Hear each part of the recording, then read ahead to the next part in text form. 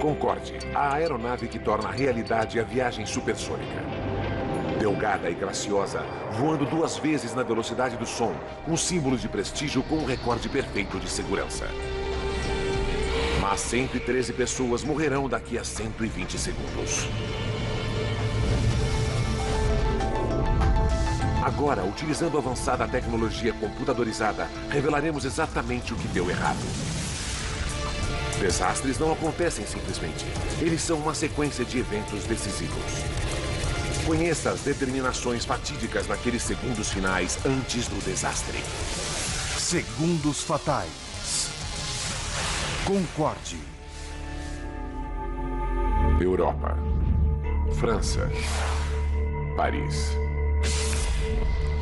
25 de julho de 2000. Aeroporto Charles de Gaulle.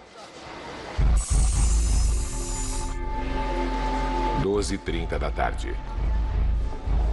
100 homens, mulheres e crianças fazem o check-in para o voo AF4590. Vieram de todas as partes da Alemanha na expectativa de uma viagem única. Férias de sonho, custando no mínimo $13 mil cada. Começa com um voo no Concorde para Nova York. Depois, um cruzeiro luxuoso pelo Caribe. Para o pai de George Meyer, é um prazer especial para comemorar sua aposentadoria.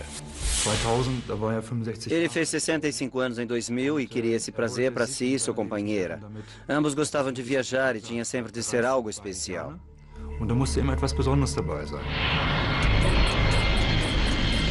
O Concorde é um avião como nenhum outro. Elegante, luxuoso e, acima de tudo, super veloz. Voando a mais de 2.200 km por hora, o Concorde une a América do Norte a Londres ou Paris em 3 horas e 45 minutos.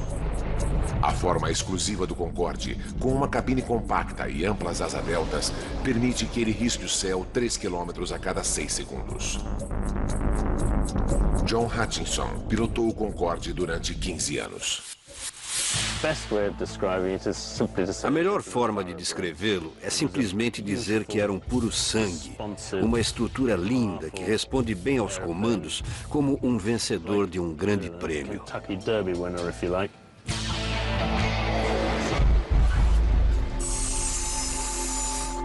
À 1h30, todos os passageiros estão prontos para sua viagem supersônica. O piloto, o capitão Christian Marty, já está no cockpit preparando-se para o voo.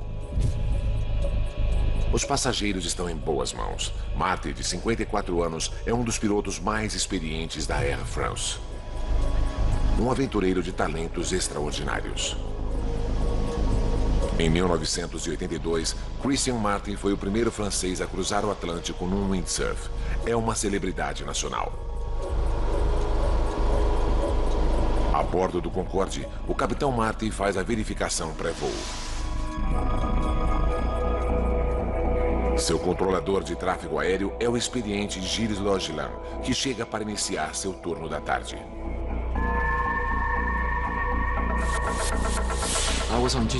Eu estava de serviço na torre de controle sul do aeroporto Charles de Gaulle, em Paris. Não era o meu plantão, mas na véspera um colega me pediu para trocar.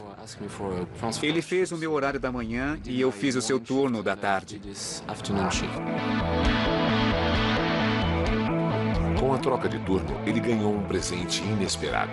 Gilles Logilin é o controlador responsável pela decolagem do Concorde. O Concorde é um dos mais belos aviões que eu já vi. Sua linha é pura.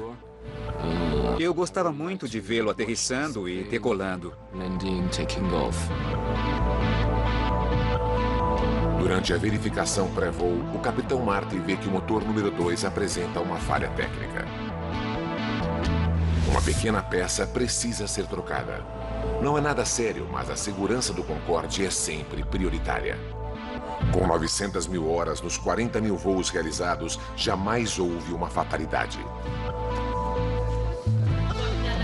O reparo atrasa a partida do Concorde em 1 hora. 13h54. Os passageiros começam a embarcar. Entre eles, encontra-se a família Air, Christian e Andrea e seus filhos Maximilian e Catarina. Klaus e Margaret Franzen são professores que economizaram 20 anos para esta viagem. Famílias comuns saindo para uma aventura em comum. Às 4h35 da tarde, o Concorde está pronto para decolar. A bordo, a ansiedade aumenta à medida que o jato supersônico taxia na pista. Na torre de controle, Gilles Logeland autoriza a decolagem do voo 4590 da Air France na pista 26 à direita. São 4h40 da tarde. Até então, para passageiros e tripulantes, tudo está normal. O capitão Marty alinha o avião na cabeceira da pista, pronto para liberar a potência dos 4 motores Rolls-Royce do Concorde. Para o piloto sênior John Hutchinson, um momento como este é sempre especial. Quando abrimos os reguladores de gasolina para a potência total, sentimos uma grande vibração de força enquanto o avião acelera pela pista. E tem-se a sensação de que a única coisa que ele quer é elevar-se no ar o mais rápido possível para o seu ambiente natural.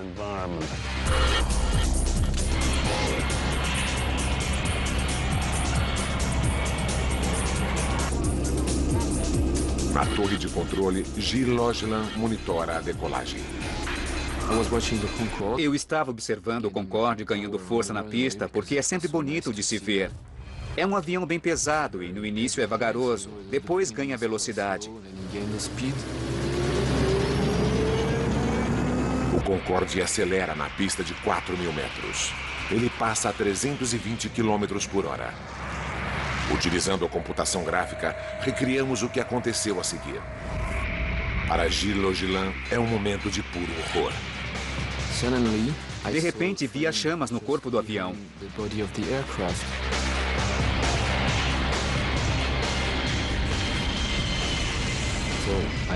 Corri para o microfone e disse: Air France 4590, as chamas atrás de vocês. O capitão Marty não pode ver as chamas e com uma aceleração de 320 km por hora, o Concorde tem que decolar. Restam só 2.000 metros de pista e o Concorde precisa de 3.000 para ter a chance de parar em segurança. Nessa velocidade, em qualquer situação, o avião tem de decolar. Ele não pode abortar a decolagem. Observando as chamas, vi o nariz do Concorde levantar.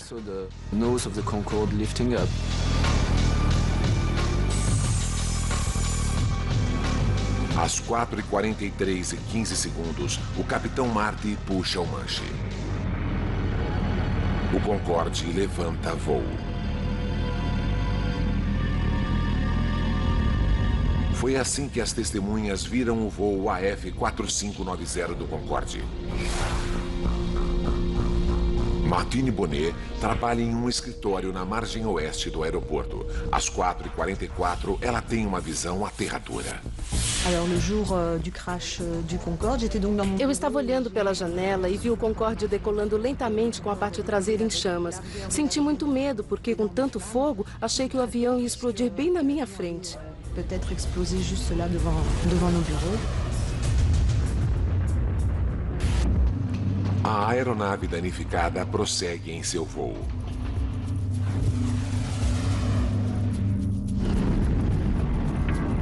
Perto de onde Martine trabalha, o mensageiro Emmanuel Vermignon dirige sua van no final da pista.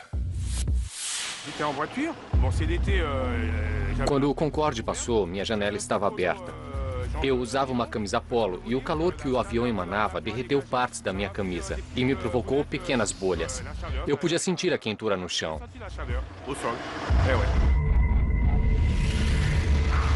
Enquanto o capitão Marty luta com o controle para ganhar altitude, fora de suas vistas, as chamas envolvem a asa esquerda. A visão chocante foi filmada pela esposa de um motorista de caminhão. É o único filme mostrando o Concorde em chamas. Ele será uma prova vital nas investigações.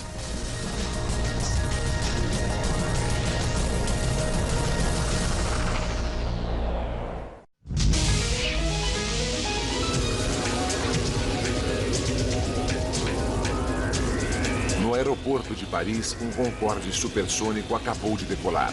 Mas agora o avião está em chamas e 109 passageiros a bordo estão em perigo. Os próximos 69 segundos serão críticos. 4h43 e 30 segundos. O Concorde luta para manter-se no ar. São apenas 30 metros do chão e o avião danificado está em rota de colisão. A cidade de Gonesse, com seus 25 mil habitantes, está diretamente em sua rota. Christine Turpin se dirige ao seu posto de gasolina em Gonesse. Eu estava dirigindo quando vi um avião. Era o Concorde com fogo na parte de trás. Fui diminuindo a marcha e vi o avião em chamas.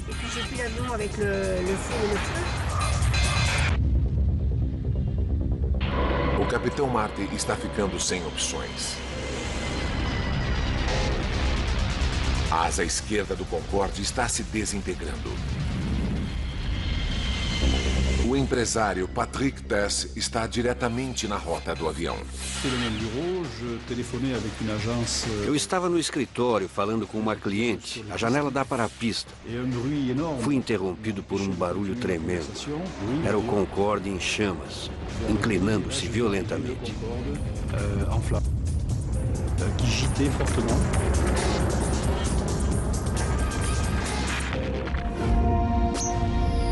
O Concorde inclina-se para a esquerda. O avião estanca e mergulha para o solo.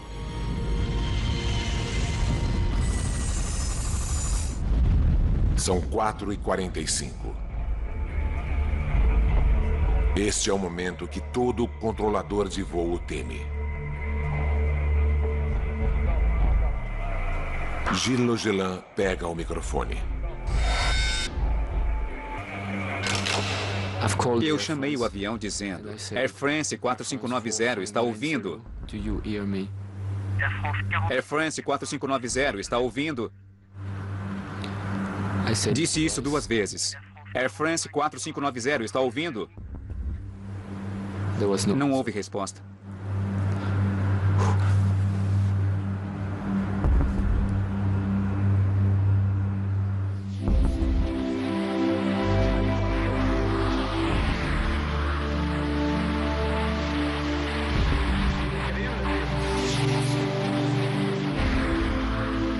O jato supersônico com os tanques cheios e 109 pessoas a bordo cai sobre um hotel nas cercanias de Gonesse.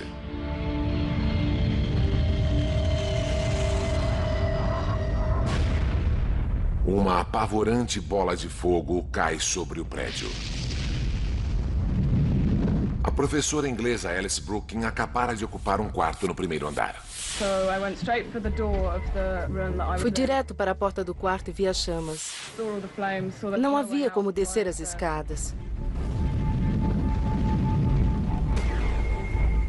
Atravessei o quarto e fui para a janela. Felizmente, o recepcionista que estava no estacionamento disse: "Você tem de pular." Ao mesmo tempo, Christine Turpin também vê a explosão e teme o pior. De onde estava, pensei que ele havia caído no posto de gasolina. Minha filha e uma funcionária estavam lá e pensei que haviam morrido. Enquanto Christine Turpin se dirige para lá, um braço de poltrona cai no posto de gasolina. É um lembrete desagradável para Christine sobre o destino dos passageiros.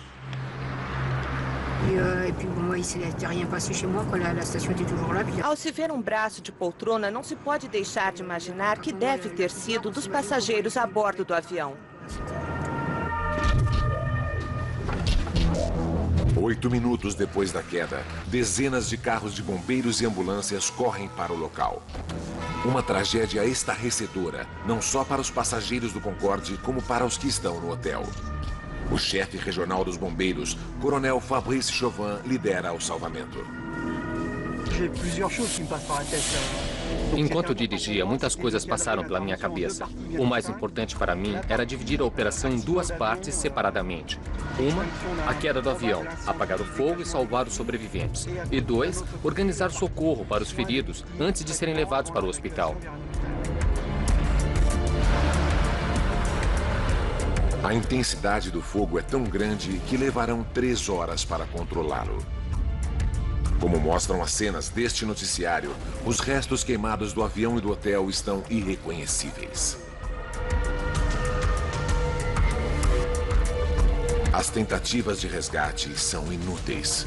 113 pessoas morrem, 4 do hotel e 109 passageiros e tripulantes do Concorde.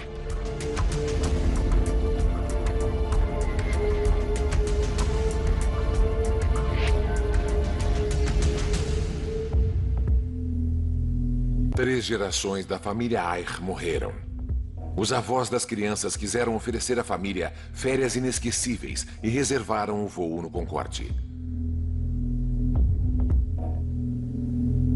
Os professores Klaus e Margaret Franzen economizaram durante 20 anos para voar no Concorde. A equipe de salvamento começa a trágica tarefa de retirar os corpos do local do acidente.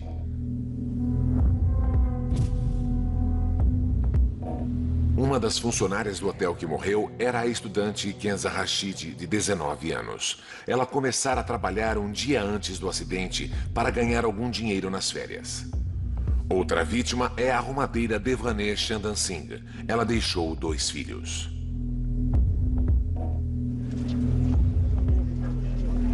A maioria dos corpos foi carbonizada e os médicos legistas só poderão identificar as vítimas pelas arcadas dentárias.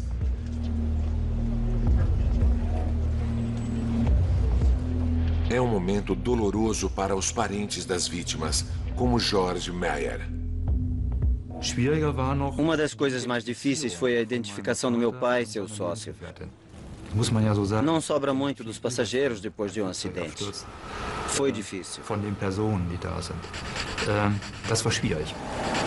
George vai esperar 2 semanas até identificarem os restos mortais de seu pai.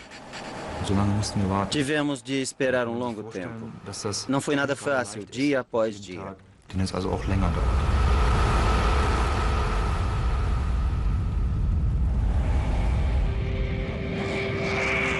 O acidente surpreende a todos. O Concorde, o rei dos céus, o avião que tornou realidade a viagem supersônica, o sonho realizado de muita gente, jamais tivera um acidente fatal até este momento. Foram apenas 120 segundos para destruir esse recorde perfeito.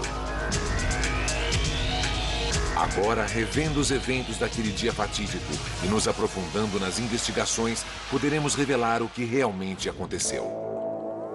Uma precisa simulação computadorizada nos levará aonde nenhuma câmera pôde chegar, o coração da zona do desastre.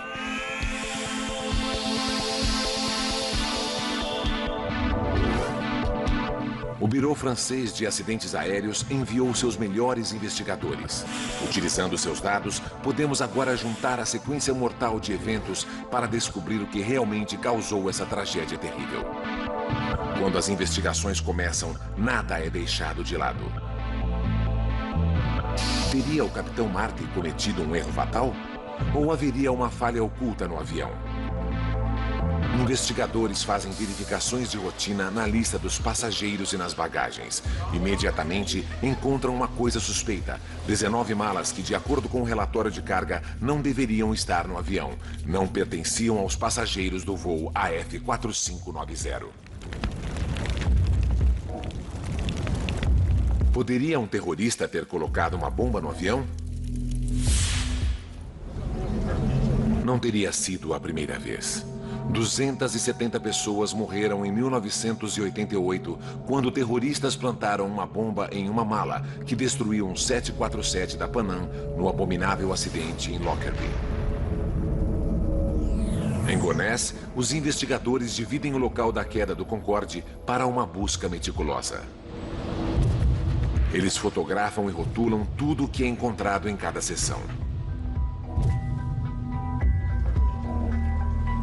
É um processo trabalhoso que leva 4 semanas. Depois, cada pedaço dos destroços é levado para identificação e análise. 3 hangares do Le Bourget, outro aeroporto de Paris, torna-se seu local de repouso final. Este monte de entulho é tudo que sobrou do hotel, tal a intensidade do impacto e do fogo. A construção de 40 apartamentos é reduzida a pouco mais de uma pilha de fragmentos.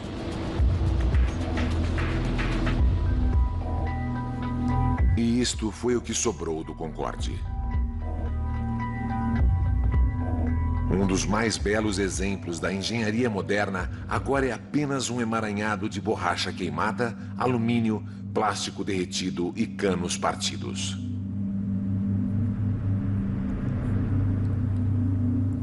Os investigadores franceses separam e identificam cada fragmento. Entre estes restos queimados jazem importantes pistas para elucidar a causa da queda do Concorde.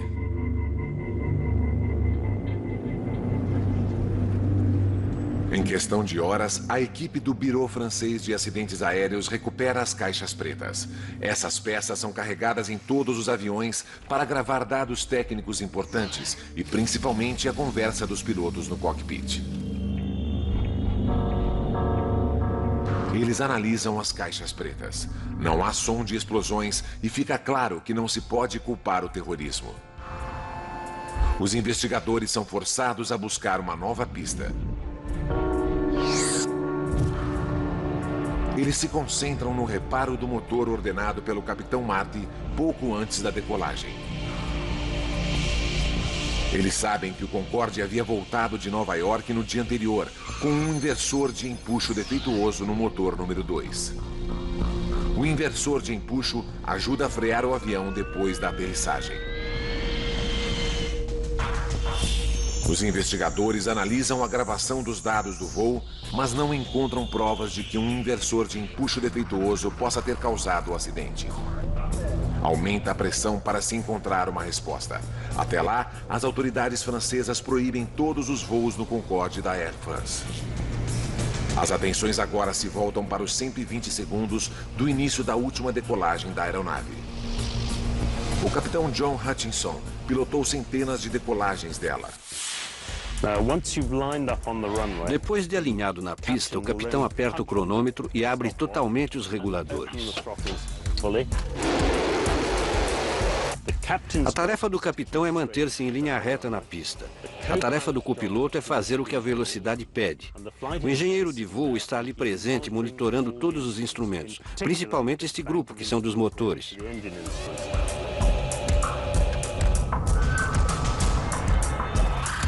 Dados da caixa preta deixam claro que tudo estava normal até que o Concorde atingisse 323 km por hora. O Concorde está agora a 79 segundos do desastre.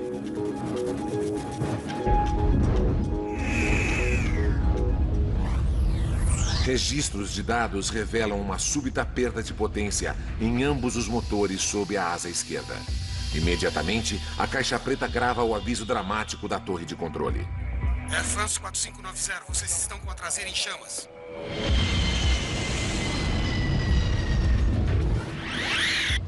Apesar do aviso, o piloto Christian Marty tinha passado o ponto de retorno. Não há pista suficiente para parar em segurança. Ele teve que decolar. Ele puxou o controle de coluna para levar o avião a seu ângulo de 12,9 graus. Estava tendo problemas com os motores esquerdos, que não produziam a potência que deviam, e se esforçando muito para que a aeronave ganhasse velocidade. Mas com certeza estava sendo vencido pelos problemas dos motores esquerdos.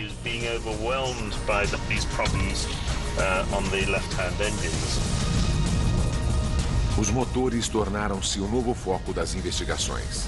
Por que perderam potência em um momento tão crítico?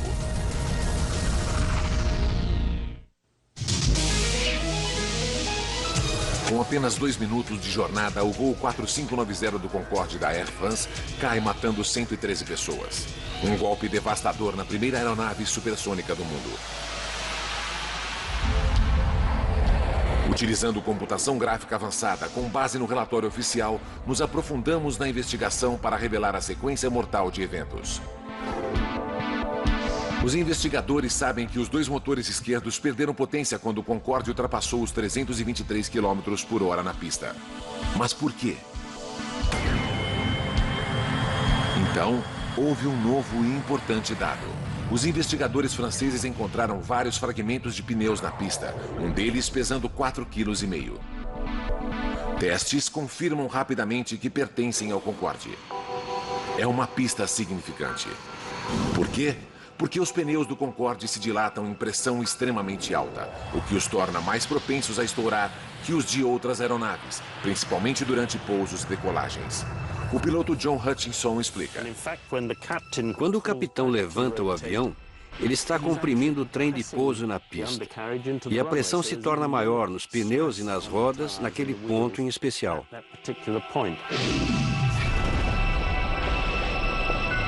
Essa pressão adicional torna os pneus do Concorde ainda mais vulneráveis. Há mais alguma coisa. Os investigadores franceses do acidente voltam aos registros e descobrem que, para o Concorde, estourar pneus não é nada raro. Eles identificam mais de 50 casos de estouro de pneus em pousos e decolagens em 24 anos.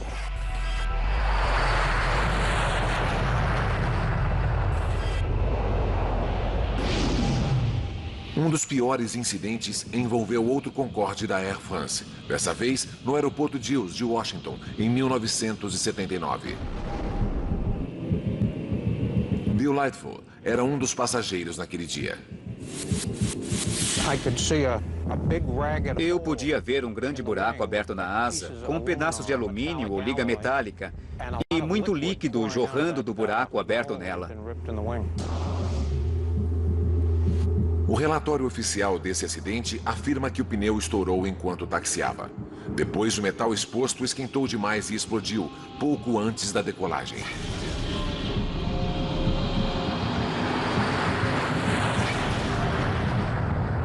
O avião decolou, mas 20 minutos mais tarde voltou ao chão em segurança. O avião sobreviveu a esse susto que causou uma grande vistoria de segurança nos pneus.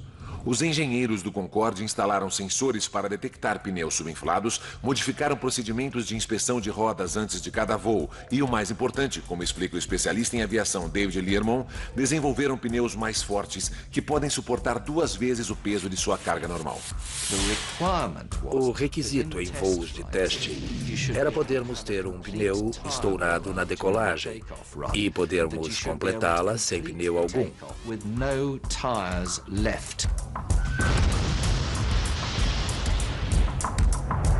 Subsequentemente, era o mesmo com as rodas e nunca mais uma roda falhou.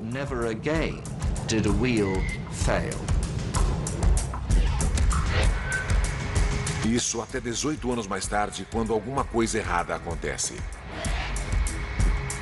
Apesar das medidas de segurança, um dos pneus do Concorde explode em fragmentos.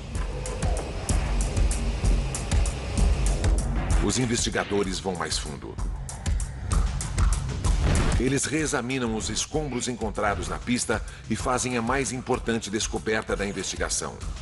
Esta misteriosa tira de metal de 43 centímetros. Quando se encaixa a tira de metal de 43 centímetros ao dano no pneu do Concorde, o ajuste é perfeito. De repente, tudo passa a depender da origem desse metal. De onde ele veio? São 5 semanas de trabalho cuidadoso de detetive, comparando-a a milhares de partes que formam uma aeronave. Então, uma brecha. Eles descobrem que a tira de metal pertence à montagem do motor de um DC-10. E o registro de voos de Paris revelam que um DC-10 da Continental Airlines decolara 5 minutos antes do Concorde. Eles rastreiam o avião até Houston, no Texas, e incrivelmente descobrem que faltava uma parte do motor. é a tira de metal ajustada 16 dias antes durante a manutenção no DC-10. Quando David Learmonth vê a fotografia da tira de metal, fica atônito. Tinha bordas ásperas e não porque o Concorde havia passado por cima dela. Tinha sido cortada grosseiramente. As bordas não eram retas. Outra coisa, foram feitos orifícios para parafusos ou rebites que se espalhavam por toda a parte.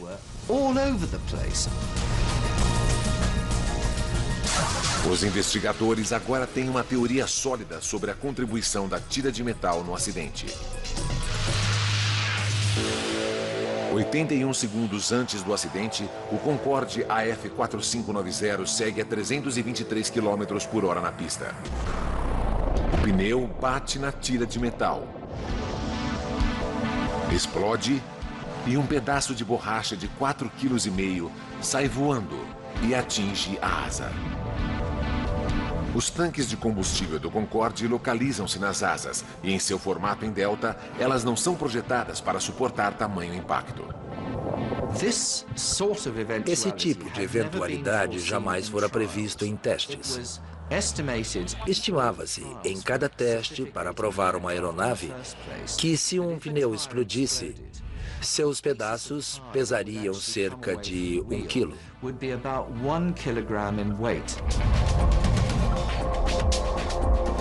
O pedaço de borracha que atinge a asa do Concorde naquele dia pesa quase 5 vezes mais, 4,5 kg. Ninguém pensara nesse tipo de impacto.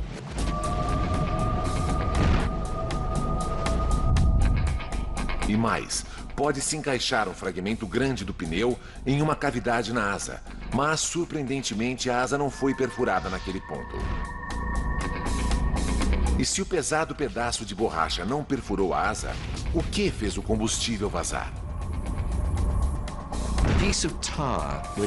O pedaço de pneu que atingiu a asa e a danificou era tão grande e chato que, embora muito pesado, não perfurou a asa. Mas causou uma onda de choque tão forte no combustível que abriu uma brecha no tanque da asa para o lado de fora. O choque foi enorme.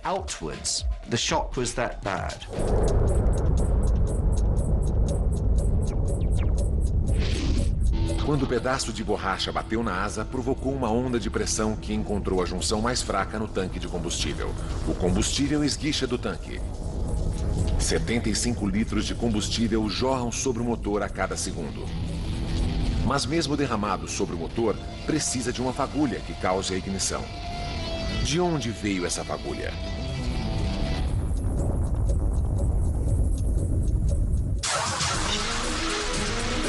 O Concorde 4590 da Air France cai depois de decolar do aeroporto Charles de Gaulle, em Paris.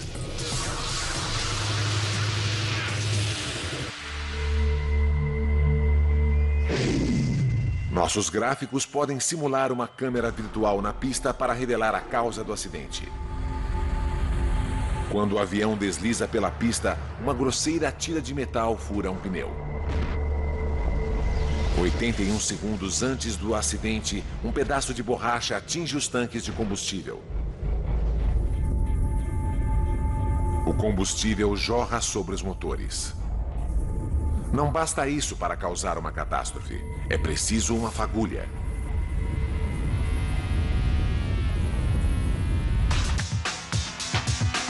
Pela gravação no cockpit, sabemos que os pilotos têm problemas com o mecanismo de pouso na decolagem.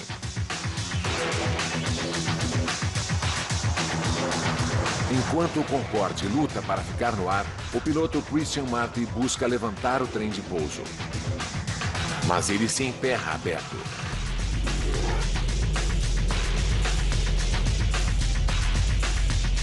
O único filme de vídeo do acidente fornece mais evidências. Ele mostra o trem de pouso na posição para baixo.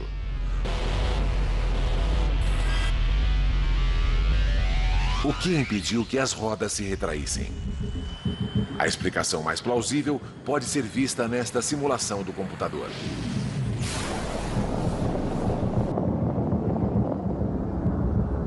Este estilhaços do pneu estourado atingem a caixa de engrenagem da aterrissagem, onde danifica cabos de força.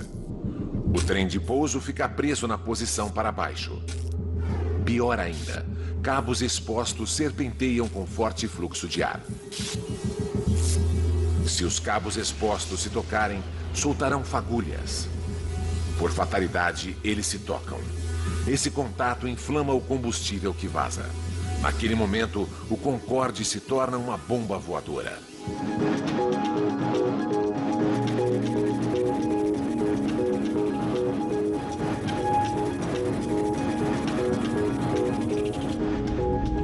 Agora podemos dizer como deve ter sido para o Capitão Marty. Da poltrona do piloto, ele não pôde ver as chamas. Só soube que o Concorde estava perdendo potência no motor número 2 no momento da decolagem. Um segundo mais tarde, a torre de controle o alertou sobre o fogo. Air France 4590, sua parte de trás está em chamas. A computação gráfica mostra como o Concorde deve ter ficado. Agora, para piorar as coisas para o Capitão Marty, o motor número 1 também está perdendo potência. Os acontecimentos conspiram contra ele. O especialista em segurança de voo explica por quê. O combustível jorrou em grande quantidade por esse orifício, afogando o motor que gradualmente perdeu a potência e, por fim, parou. O piloto ficou com apenas 2 motores do lado direito, quando normalmente eles são 4. Não poderia ter acontecido em momento pior. O Capitão Marty precisa de potência máxima e não tem pista suficiente para parar. Ele coloca o Concorde no ar. Gravações no cockpit revelam que às 4h43 e 22 segundos, o alarme de incêndio do motor dispara. E 3 segundos mais tarde, o capitão desliga o motor número 2.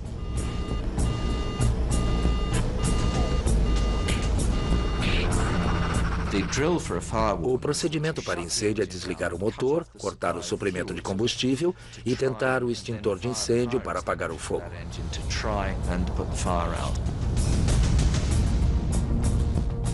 O Concorde agora está a 53 segundos do desastre. Gilles Logelan, na torre de controle, ajuda como pode o Capitão Marty. Faça como preferir, a prioridade é sua para voltar à pista. Mas a 60 metros, o Concorde está baixo demais para manobrar. Em vez disso, o Capitão Marty tenta levar o avião danificado para a pista mais próxima, no aeroporto Le Bourget, a 5 quilômetros à frente. Mas há um novo problema para o Capitão Marty. O fogo agora é tão intenso que a asa do Concorde está derretendo e se desintegrando. A ponta de trás da asa do Concorde é o controle conhecido como Elevon, que permite ao piloto elevar ou baixar o nariz da aeronave. O fogo foi tão forte que a estrutura de trás do avião estava virtualmente se evaporando. Os controles essenciais do piloto estavam sendo destruídos. Ao mesmo tempo, os detectores de fumaça dos toaletes eram ouvidos nas gravações. Para os passageiros, vapores na cabina tornam as condições insuportáveis. O Concorde está agora a 49 segundos do desastre.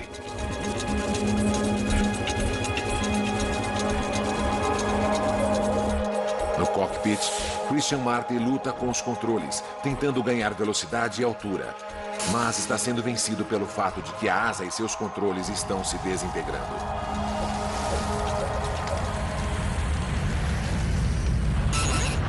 – 33 segundos. O alarme de incêndio do motor soa novamente e permanece ligado por toda a duração do voo. O Capitão Marty não tem mais opções. Mesmo a pista do Le Bourget, agora a 3 quilômetros, está fora de alcance. Nos últimos 11 segundos, a torre de controle ouve as últimas palavras de Christian Marty. Tarde demais, não há tempo.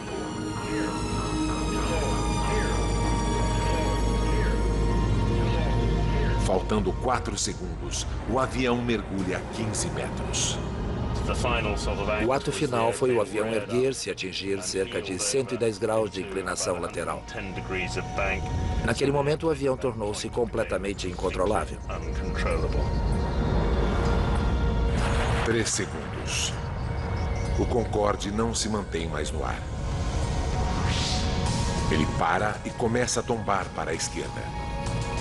Há um hotel diretamente abaixo. O avião está prestes a cair.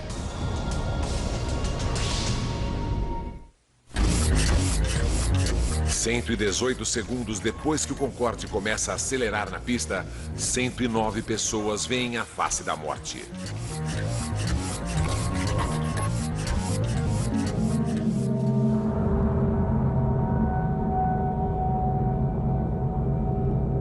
Dois segundos mais tarde, ele cai sobre um hotel de aeroporto.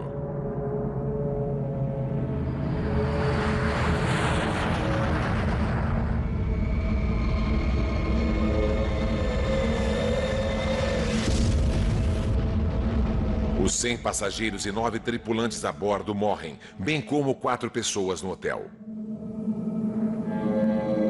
O controlador de tráfego aéreo, Gilles Logelin, iniciou o Concorde em seu voo fatídico e foi testemunha dos apavorantes segundos finais. Eu sabia que tudo havia terminado. Sabia que era a confirmação de uma realidade que eu não aceitara. Pois até aquele momento, eu ainda acreditava não ser verdade, que não era real. E aí eu percebi que estava acabado. O que não podia acontecer, acontecera. Era um acidente real. O Concorde, o único supersônico bem-sucedido, teve seu recorde de 25 anos de segurança destruído em apenas 120 segundos. Foi um desastre de horror inimaginável. Os passageiros tiveram poucos segundos para se preparar para morrer. O advogado Christoph Valens fala pelas vítimas. Creio que os passageiros perceberam logo que alguma coisa ia mal com o avião. Ele não subiu, e então uma asa pegou fogo. Ele voava a baixa altitude, logo acima do chão. Depois, o avião começou a virar. Acho que eles perceberam logo que algo terrível estava para acontecer. E devem ter se preparado para morrer. 2 dias mais tarde, permitem que os parentes coloquem flores no local do acidente.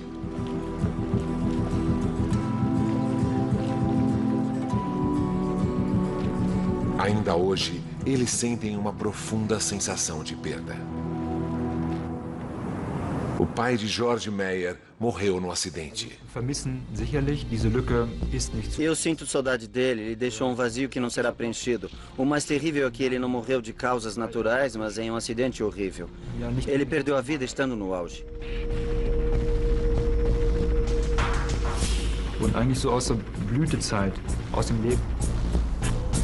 O desastre também foi traumático para os sobreviventes da cidade de Gonesse. O empresário Patrick Tess escapou milagrosamente. Ele trabalha ao lado do hotel destruído pelo Concorde.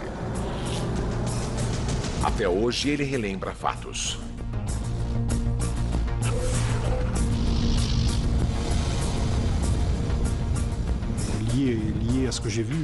Naturalmente, o acidente causou um efeito em mim. Não poderia ser de outra forma.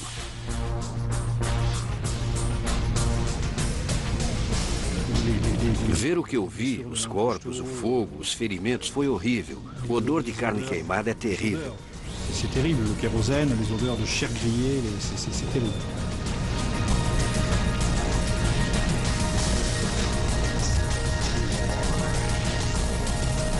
Para o Concorde, o desastre de Paris foi o início do fim. 3 semanas depois da queda, todos os voos do Concorde são suspensos. A Air France e a British Airways, as duas companhias que voam com o Concorde, têm que fazer grandes modificações na segurança. Pneus são reforçados para que continuem funcionais, mesmo se perfurados por uma lâmina de 30 centímetros. Engenheiros cobrem os tanques de combustível com revestimento à prova de balas para resistir a perfurações. E fiações elétricas no trem de pouso principal são reforçadas.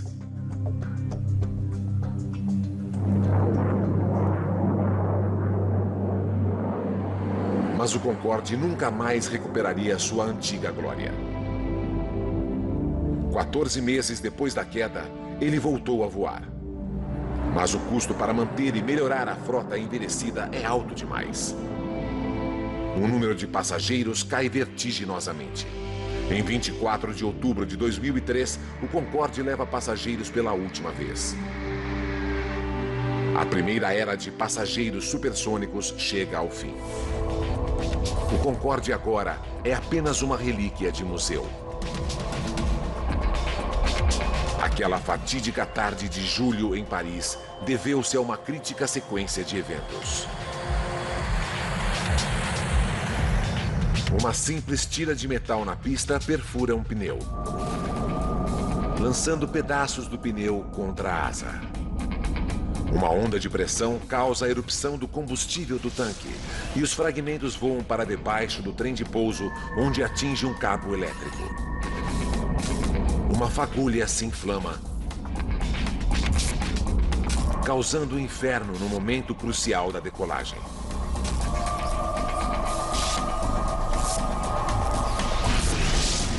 A partir dali, o Concorde está condenado. Uma sequência de eventos que ninguém poderia prever e que veio a culminar com a sua destruição. Versão Marshmallow São Paulo.